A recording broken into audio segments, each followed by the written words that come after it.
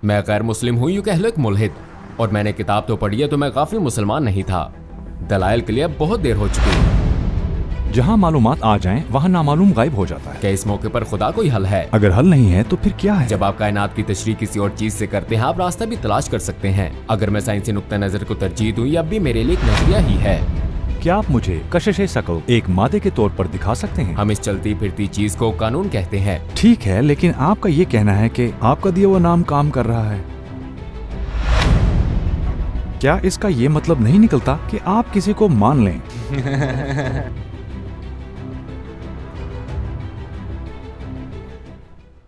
फिर इसे YouTube पर नशर करने में कोई मसला नहीं होना चाहिए। नहीं, बिल्कुल नहीं। आपका अकीदा क्या है? मैं गैर मुस्लिम हूँ, यूं कह ले एक मुल्हिद। ये भी कहा जा सकता है कि मैं एक एग्नोस्टिक हूँ। क्या आप पहले मुसलमान थे? मैं मुसलमान हुआ करता था। मैं अक्सर जुमे की नमाज के लिए जाया करता था। मेरे ख्याल में मुझे 50% सोशल मीडिया ने मुतासिर किया। दरअसल ये मजाक के जरिए हुआ। तो आपकी राय किस सूरत में बदल सकती है कि आप दोबारा एक खालिक पर ईमान ले आएं और इस्लाम की तरफ लौट आएं? एक तवील अरसे से मैंने खुद से ये सवाल नहीं किया, क्योंकि मेरा मौजूदा नुक्ता नजर मुझ में रच बस गया है। मैं नहीं सोचता कि अगर खुदा जाहिर हो जाए तो मैं इसे मानने लगूंगा। इस मरहले पर अगर मुझे कभी ऐसा लगता है कि मुझे खालिक के वजूद की कोई वजह मिल गई है, मेरा ख्याल है ये बहुत अंदरूनी तब्दीली होगी। दलाइल के लिए बहुत देर हो चुकी। क्यों? क्योंकि ये सब 1500 साल पहले हुआ है। लेकिन सबूत तो अब भी सबूत है। मुझे कुछ बहुत ठोस सबूत चाहिए, लेकिन इसके अलावा ये दलाइल और नुक्ता नजर मेरे लिहाज से मुनासिब नहीं है। जबकि मैंने किताब भी पढ़ी है तो मैं गाफिल मुसलमान नहीं था। क्या ख्याल है कि अगर मैं कुछ बहुत माकूल सबूत अभी पेश कर दूं, क्या आप गौर कर सकते हैं कि दोबारा अपना ख्याल बदल लें? क्यों नहीं? सबसे पहले मैं ये कहूँगा, क्योंकि इग्नोस्टिकिज्म नामालूम के बारे में है। नामालूम होने के लिए जरूरी है कि कोई भी मालूमात ना हो, लेकिन जहाँ मालूमात आ जाएं, वहाँ नामालूम खत्म हो जाता है। मिसाल के तौर पर अगर कोई सबूत, कोई सुराग ना हो तो आप कह सकते हैं कि ये नामालूम है। लेकिन जब हम कायनात को देखते हैं तो हम एक अलहदगी में हैं, जिसे हम एक मुकम्मल सच्चाई मान लेते हैं और उसका इनकार नहीं कर सकते। लेकिन क्यों? सिफात हवा में मोल्लक नहीं होती। फर्ज करो हम साहिल समंदर में हैं और हम समंदर के ऊपर चमकती हुई धूप देखते हैं। यहाँ या तो हम ये कहेंगे कि अगरचे सूरज हमें नजर ना भी आ रहा हो तब भी हम मान लेंगे कि सूरज हमारे ऊपर मौजूद है, या हम यूँ कहेंगे कि मुझे हर छोटे से छोटे जर्रे के अंदर सूरज के वजूद को उसके माखिज और उसकी ताकत के साथ तस्लीम करना पड़ेगा। क्यों? क्योंकि रोशनी मौजूद है और मुझे इस रोशनी की निस्बत किसी चीज की तरफ तो करनी है। ठीक है। लेकिन जब मैं खुद जाकर पानी के ज़रात के अंदर देखता हूँ, जब हर जर्रे का जायजा लेने के बाद भी मुझे इस सूरज का माखिज नहीं मिलता, खुद ब खुद दिखाई ना देने के बावजूद सिर्फ एक ही इम्कान बाकी बचता है, और वो है सूरज का वजूद मानना। अगर पानी के ज़रात साये में आने के बाद इस जरिए को खो देते हैं तो मैं कहूँगा कि उनकी ये रोशनी खुद से हरगिज नहीं है और लाजमी तौर पर कोई दूसरा मुंबा तलाश करूंगा। ठीक, ये दुरुस्त है। तो हम कायनात को देख रहे हैं। मैं सिफात को कैसे देखता हूँ? जैसे इल्म, रजा, ताकत, जिंदगी, हिकमत। मैं एटम्स पर नजर डालता हूँ। वो जहाँ भी जाते हैं शऊरी हरकत करते हैं। मिसाल के तौर पर हमारे जिस्म में आते हैं और वो उस निज़ाम में दाखिल होते हैं जो हमारे जिस्म को बनाता है। जब हम बोलते हैं तो हवा में एटम्स मौजूद हैं। जब हम इन एटम्स पर नजर डालते हैं तो बैक वक्त सैकड़ों आवाजें, सैकड़ों किस्म की महक और जायके आपस में मिलाए बगैर मुंतकिल कर सकते हैं। लेकिन जब मैं इन एटमों को देखता हूँ, मैं इनमें सिफात नहीं देख सकता, जैसे इल्म, रजा, ताकत, जिंदगी, हिकमत या रहमत। एटम्स जो देख नहीं सकते उनसे आंख बनती है जो देख सकती है। एटम जो सुन नहीं सकते उनसे कान बनता है जो सुन सकता है। और एटम जो जज्बात से खाली होते हैं मिलकर इंसानी जिस्म बना सकते हैं जिसमें एहसासात होते हैं। कोई ऐसा तरीका नहीं है कि मैं इन सिफात को हवा में लटका दूं। या तो मैं ये कहूँगा कि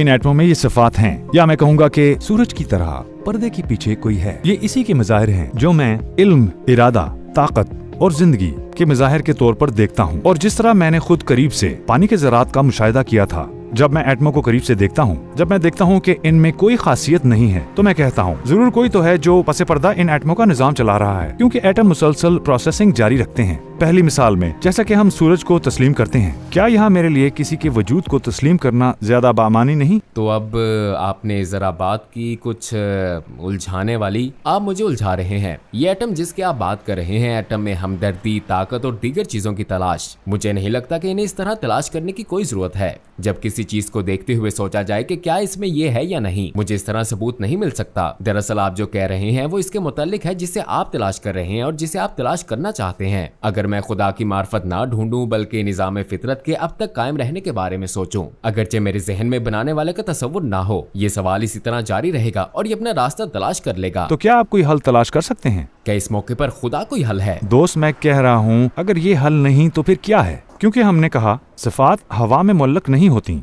एक एटम आंख में क्यों आएगा और क्यों आंख के सेल में तब्दील होगा? वो कान में आकर कुछ और बन जाएगा, या अंदरूनी अज़ा की तरफ आ जाए और किसी दूसरे निज़ाम में तब्दील हो जाए, या इल्म, मर्जी या ताकत के बगैर इस निज़ाम को हर वक्त मुनज़्ज़म रखे। तो क्या मैं इन सफ़ात को किसी से मंसूब ना करूं? खैर, मैं एक साइंसदान की तरह आपके सामने इसको बयान तो नहीं कर सकता। 13 अरब साल पुरानी कायनात की तारीख में कुछ चीजें कैसे इकट्ठी हुई, वो कैसे इकट्ठी रहीं, वो कैसे और किस तरफ जा रही हैं, इन सब पर तहकीक जारी है और लोगों की एक बड़ी तादाद इसकी वजह मालूम करने के लिए लगी हुई है और अच्छी खासी सरमायाकारी की जा चुकी है। सरमायाकारी तो है, लेकिन कोई जवाब भी है? दोस्त, मेरा बस ये पूछना है, मेरा मतलब है मैं जो सवाल पूछ रहा हूँ मुझे इसका जवाब नहीं मिल रहा, क्योंकि अगर आप साइंस की तरफ भी रुजू करते हैं मैं देख सकता हूँ कि उन्हें भी एटम में ये सिफात नहीं मिलती हैं। मेरा मतलब है कुछ चीजें ऐसी हैं जिनका जवाब मिल ही जाए ये जरूरी नहीं। हमें इनका जवाब तलाश करने की जरूरत ही नहीं है, हम इसका जवाब तलाश कर रहे हैं। मेरे ख्याल में हमारे लिए तलाश करते रहना ज्यादा जरूरी है। एक सियारा, उसके गिर्द एक सैटेलाइट है। अगर मैं कहूँ इसमें कोई ख्वाहिश नहीं है, लेकिन एक सैटेलाइट इसके गिर्द घूमता है, आप इस बारे में क्या कहेंगे? मैं भी आपसे यही सवाल पूछ रहा हूँ। मेरा जवाब, जैसे कि मैंने कहा, इल्म, मर्जी, ताकत और बका को इसकी तरफ मंसूब करना है। बका क्या है? हर चीज को रवां दवां रखना और निजाम को संभालना। चांद ये नहीं कह सकता कि मुझे जमीन से इतने फासले पर रहना जरूरी है, मुझे घूमना है या ऐसा कुछ, क्योंकि उसमें इरादा, कुव्वत या इल्म नहीं है जो निजाम को संभाल सके। मेरा मतलब है इसके पीछे जरूर कोई न कोई है जो इस निजाम को चला रहा है। और मेरा कहना है कि कशिश सकल नाम की कोई चीज है। ये जमीन की कशिश सकल है जो चांद को उस फासले पर रखती है, और चांद किसी न किसी तरह एक टुकड़ा बनकर जमीन के मदार में दुरुस्त सिमत पर आ गया है। क्या आप मुझे कशिश सकल एक मादे के तौर पर दिखा सकते हैं? तो दरअसल तजर्बाती तौर पर यकीनन मैं इसे नहीं दिखा सकता, लेकिन मैं आपको इस तरह दिखा सकता हूँ। बतौर मवाद? मैं इसे बतौर मवाद नहीं दिखा सकता। मैं किसी गैर मादी चीज पर यकीन रखता हूँ, आप यही कह रहे हैं ना? ठीक नहीं, मैं ये कह सकता हूँ कि मुख्तलिफ पैमाइशी आलात का इस्तेमाल करते हुए आप आज वो चीजें देख सकते हैं जो आज से 10 साल पहले अपनी आंखों से नहीं देख सकते थे। क्या कोई ऐसा मवाद मौजूद है जिसके बारे में आप कह सकें कि ये कशिश सकल का कानून है? मेरा मतलब है अगर मैं यहाँ थूकता हूँ तो ये कशिश सकल है, इसका जमीन पर गिरना कशिश सकल है। बहुत खूब, तो ये एक मुशाहिदा है। तो हो क्या रहा है? यहाँ दो चीजें करीब आ रही हैं। मैंने इसका इनकार नहीं किया। यकीनन जिसे हम कशिश सकल कहते हैं वो मौजूद है। कानून काम नहीं करता। मिसाल के तौर पर अगर किसी ने कहा तंबाकू नोशी ममनू है, उसकी सजा जुर्माना है, और वो इस कानून को यहाँ पोस्ट कर देते हैं। और अगर हम यहाँ सिगरेट नोशी करें तो क्या ये कानून हम पर जुर्माना कर सकता है? बिल्कुल नहीं, लेकिन हम एक ऐसी किताब को मानने के बारे में बात कर रहे हैं जो कवानीन से भरी हुई है। दोस्त, मैं भी यही कहना चाहता हूँ, ये हमें जुर्माना नहीं कर सकती। हमें जुर्माना कौन कर सकता है? हमें जुर्माना इस कानून को नाफिज करने वाला अफसर कर सकता है, जिसने यहाँ कानून बनाया हो, जो यहाँ कानून का इंतजाम और निफाज करता हो। बिल्कुल इसी तरह मैं किसी ऐसी हस्ती को तस्लीम करता हूँ जो कशिश सकल के इस कानून को नाफिज और मुनज़्ज़म करती है। जैसा कि मैंने कहा, ये कानून खुद नाफिज नहीं होता, नीज कशिश सकल के कानून के साथ। जिस तरह चांद जमीन के करीब आता है और गर्दिश करता है, मैं कह रहा हूँ कि कोई है जो कशिश सकल के इस कानून की भी निगरानी करता है, उसके फैसले के नतीजे में, जो वो अपने इल्म और कुदरत से करता है। मैं कहता हूँ कि वो इस कानून को अपनी मर्जी से लागू करता है, क्योंकि जैसा कि मैंने कहा, कानून खुद काम नहीं करता। चलें यूँ समझें कि मैं बी लिख रहा हूँ और मैं इसी तरह ये लिखता रहता हूँ। मैं इसी तरीके से अपने हाथ को हरकत देता रहता हूँ। अब जब आप मेरे हाथ और इसकी हरकत को देखें, आप कहेंगे ये हर वक्त इसी तरह हरकत करता रहता है, तो ये एक कानून बन गया। आप ये नहीं कह सकते कि कानून बी ये काम कर रहा है।